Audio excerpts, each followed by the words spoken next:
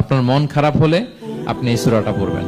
আমাদের এরকম অনেক সময় হয় না যে হতাশ, দেয়ালে পিঠ ঠেকে গেছে, কোনো বের হওয়ার রাস্তা নাই, কই যাব, কোথাও সফলতা নাই, সবাই আমাকে ভুল বুঝতেছে, এরকম মাঝে মাঝে হয় না? আমাদের সবার লাইফে আপস এন্ড ডাউনস আছে।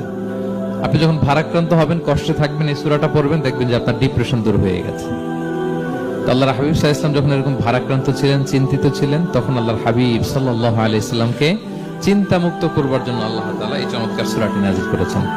আল্লাহ নাযিল করলেন, আউযু বিল্লাহি মিনাশ শাইতানির রাজিম, বিসমিল্লাহির রহমানির রহিম, ওয়াদ-দুহা ওয়াল-লাইলি ইযা সাজা মা ওয়াদ্দাআকা রাব্বুকা ওয়া মা ক্বালা ওয়ালাল আখিরাতু খায়রুল লাকা মিনাল উলা ওয়ালা সাওফা ইউতিকা রাব্বুকা